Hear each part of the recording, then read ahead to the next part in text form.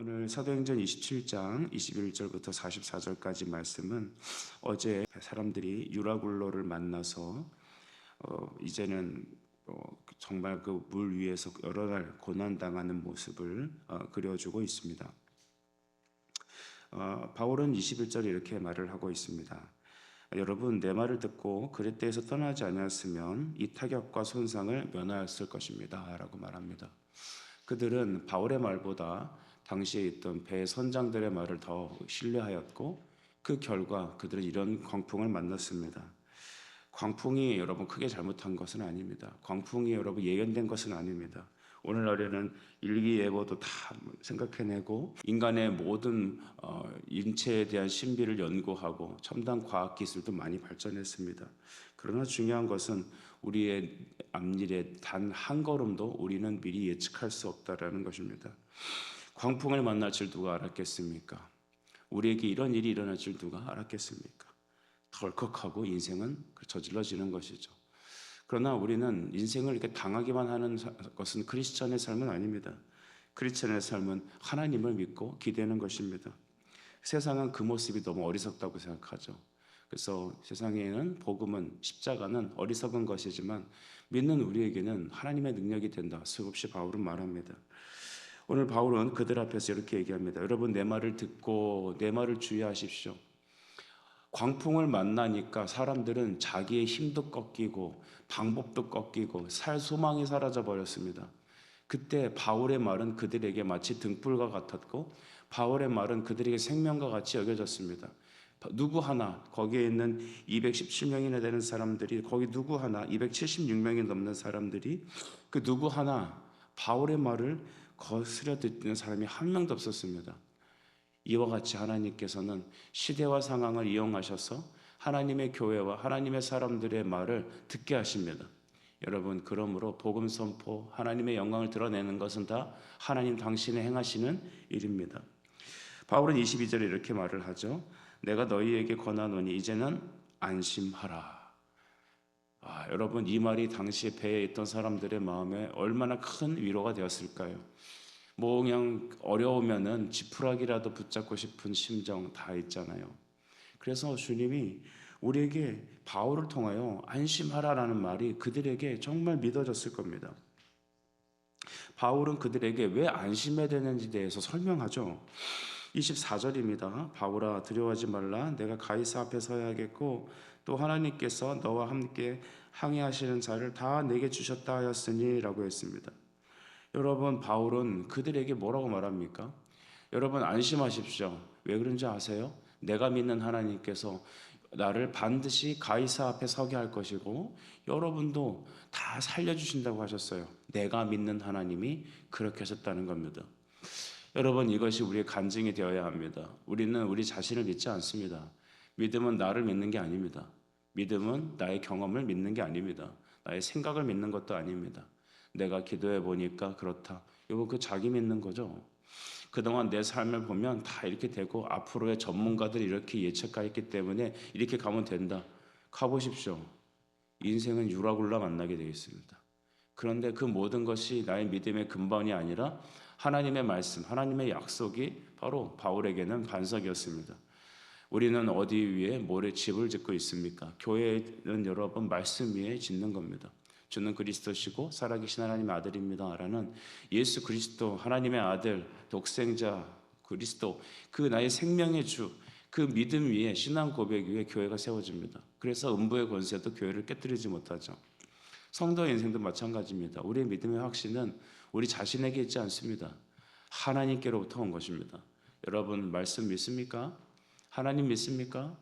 나의 확신, 나의 경험 믿는 게 아니죠.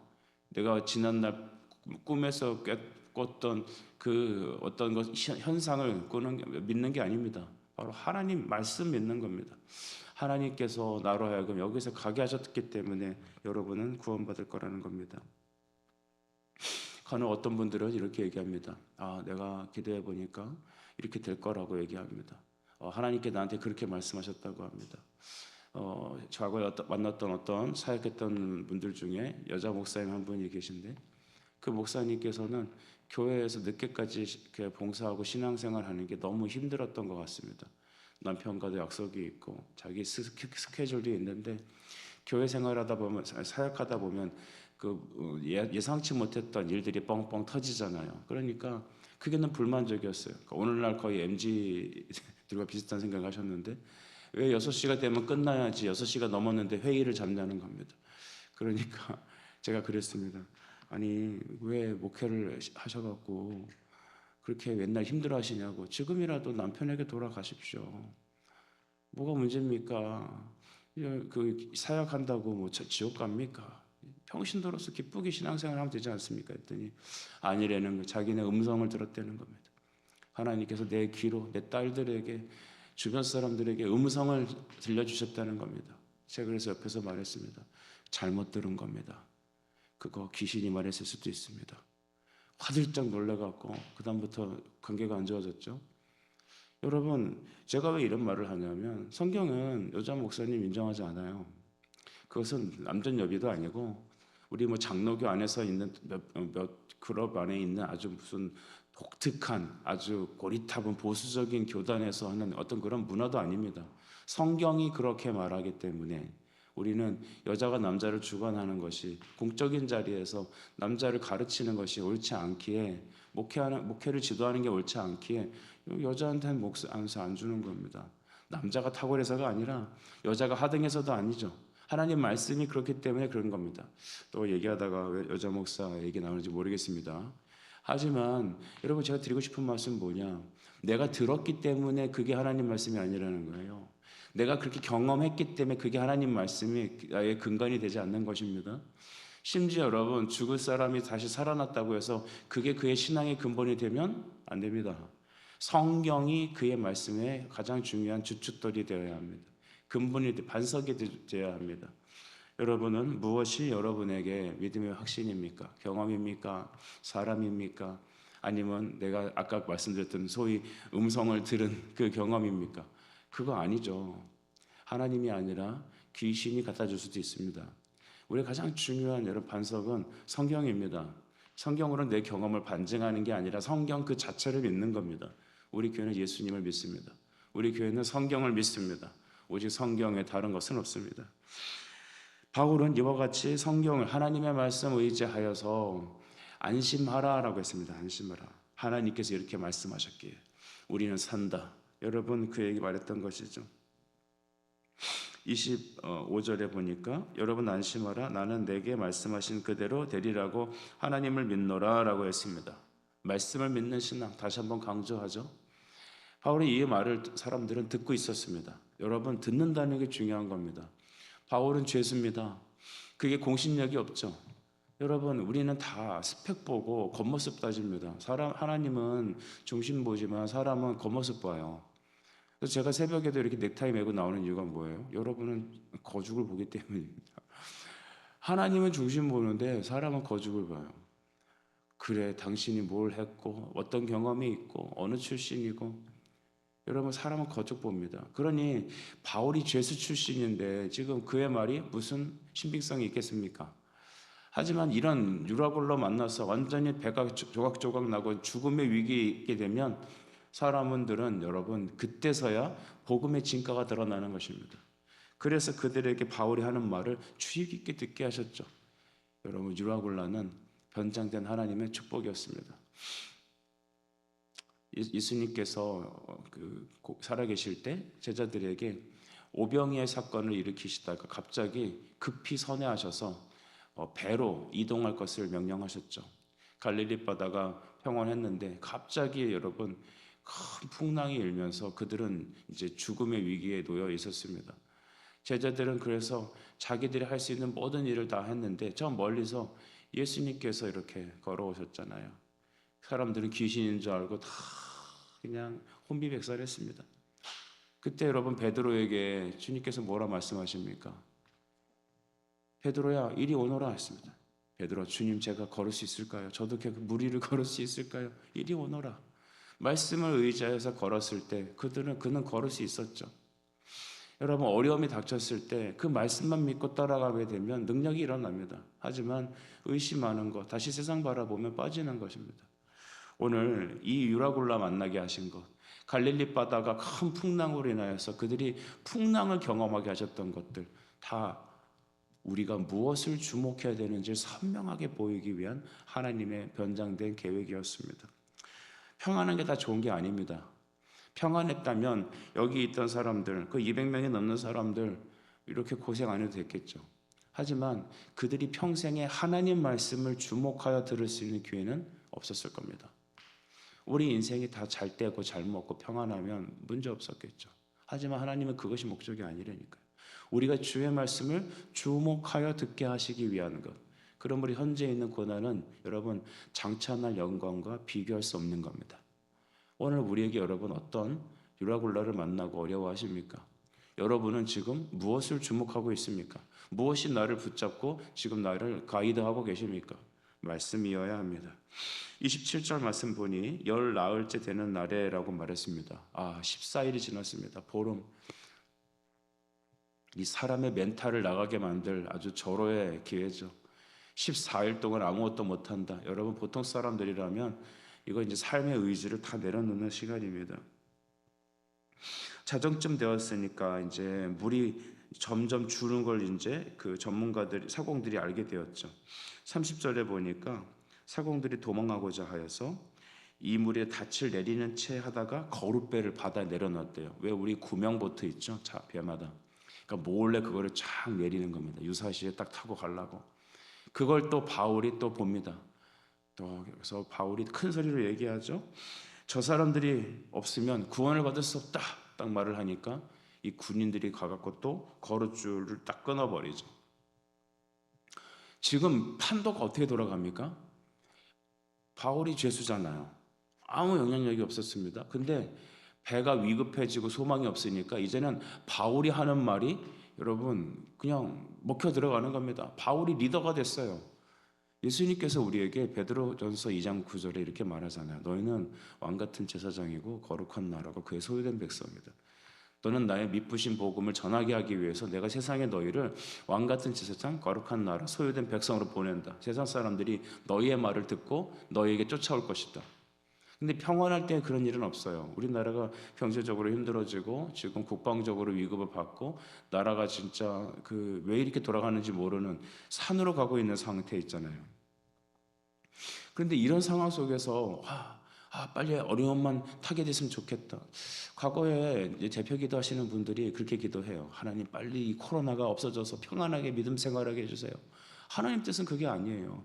너희들이 배 두둥기면서 평안하다 하는 거 내가 이제 그만하게 하겠다.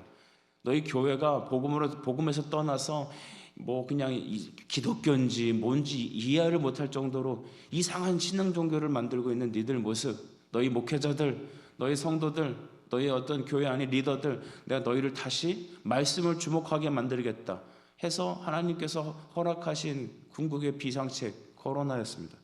여러분 우리에 있는 여러 가지 어려움입니다. 현대에 여러분 왜 교회가 빛을 잃어갑니까? 여러분 우리가 왜 복음의 빛을 드러내지 못합니까? 아무도 복음을 듣고 싶지 않은 겁니다. 왜 그럴까요? 평안하니까요. 하지만 우리가 이 나라가 우리 가정이 우리 개인이 유라굴라를 만나게 되면 예수님의 말씀을 주목할 수밖에 없습니다. 그래서 여러분 그 다음부터 바울이 하는 말을 그 배에서는 이제는 생명같이 받아들이는 거죠. 안심하라 하니까 안심이 되고 야 저 사람들 도망가려고 그래 그러니까 저 사람들이 없으면 구원받을 수 없어 그러니까 바로 또 줄 끊어버리고 더 아주 놀라운 것은요 이제는 바울이 그들의 생사를 주관하는 유일한 대안이 되었습니다. 여러분 33절부터 보게 되면 날이 새어 가니까 여러 사람들에게 이제 음식 먹기를 권하기 시작했죠. 14일 동안 여러분 제대로 자지도 못하고 아예 음식은 입에도 못 댔던 것 같습니다. 그러니까 바울은 34절에 음식 먹기를 권했습니다. 그리고 너희의 구원을 위하는 것이고 너희 중 머리카락 하나도 잃을 자가 없을 것이다. 야, 이 말이 그 사람들에게 얼마나 여러분 위로가 됐을까요?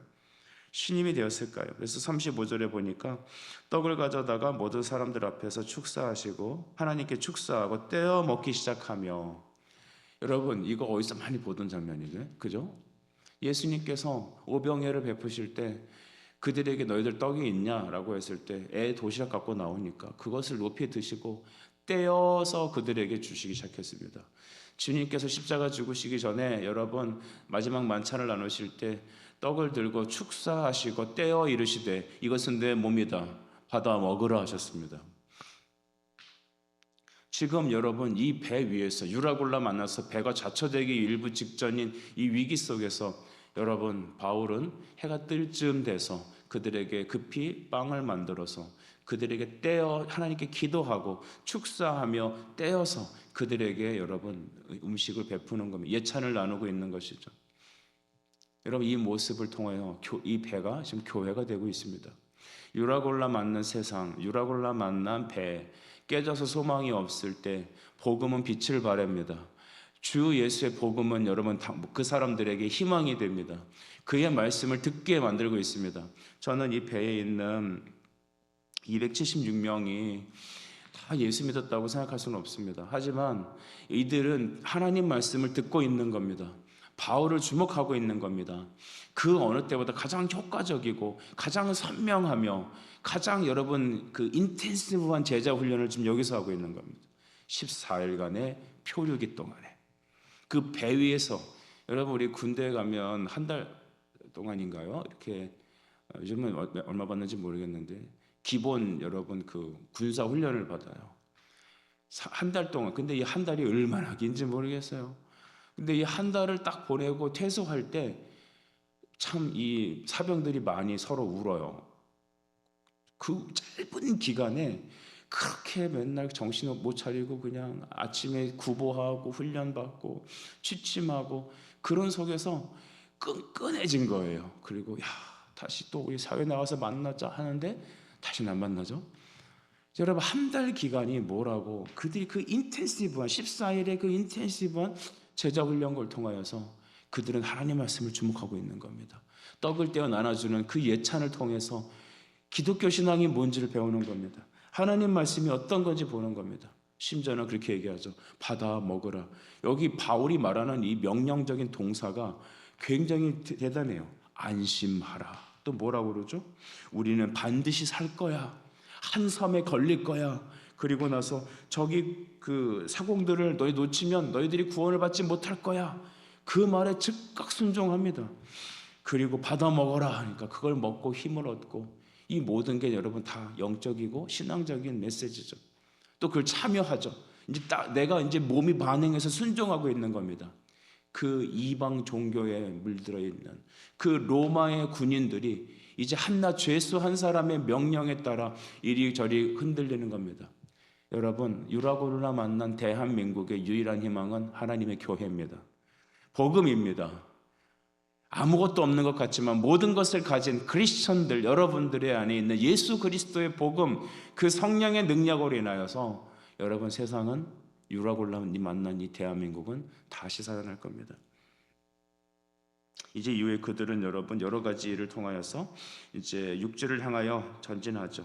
그래서 배가 깨어지고 이제 산산조각 나니까 그 널판지를 잡고 다 배 육지로 상륙하여 단 한 명도 죽지 않고 고난이 있고 배가 깨지는 상황에 있어도 단 한 명의 영혼도 여러분 죽지 않고 하나님 다 건져 주셨습니다.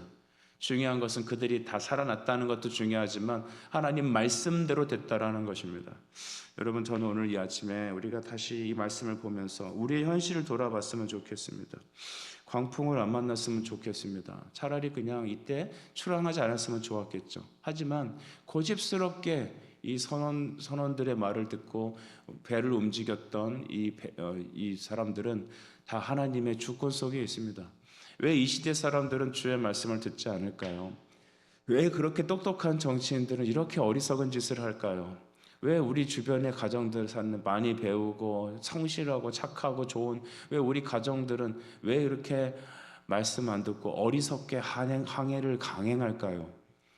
하나님의 작정된 계획 안에 있기 때문입니다. 하나님은 우리에게 때로는 유라굴라를 만나게 하셔서 그 속에서 하나님의 말씀을 선명하게 듣게 하기 위함입니다. 우리 온셈의 성도 여러분들이 많이 계세요. 여러분들은 오늘 어떤 이유로 이곳에 모이게 되었습니까? 여러분은 왜 그런 환난을 경험했고 지금 또한 겪고 있습니까? 오늘 아침엔 왜 인터넷이 안 됩니까? 잘 되던 인터넷이 왜 안 됩니까? 다 여러분 하나님의 계획된 작정된 내용이 있기 때문입니다. 여러분 우리는 말씀만 따라가야 합니다. 그리고 이 혼란스러운 세상에서 하나님은 여러분을 영적인 바울로 세우셔서 제사장으로 세우셔서 여러분의 말씀을 듣게 하실 겁니다. 여러분의 입을 통하여 드러내는 복음 선포를 통하여 사람들의 영혼들을 바꿔주실 겁니다. 하나님을 기대하십시오. 그의 말씀만 의지합시다. 그리고 기도합시다. 모든 것을 낙심치 말고 하나님 약속만 붙잡고 걸어갑시다. 그때 하나님은 구원하실 겁니다. 기도하겠습니다. 주님 감사합니다. 이 아침에도 유라굴라 만나서 파손되는 위기에 14일간의 대장정, 물 위에서의 고통은 그들로 하여금 산소망까지도 잃어버리게 한 시간이었습니다. 하지만 바울도 두렵고 무서운 똑같은 인간이지만 그는 하나님의 약속을 기대고 의지하였기에 안심하라 말할 수 있었고, 우리는 반드시 살아날 것이다 말했고, 그 다음에 받아 먹으라 말했습니다. 하나님, 우리도 유라굴라 만난 이 세상에서, 우리 가정에서 영적 제사장이 되어 이와 같이 주의 말씀 대언하게 하옵소서. 우리 마음 흔들리지 않게 하시고 다만 예수님만 기대고 의지하여 그 약속의 말씀만 의지하여서 하나님 아버지, 우리를 통하여서 주의 영광 드러나 주시옵소서. 예수님의 이름으로 기도드립니다. 아멘.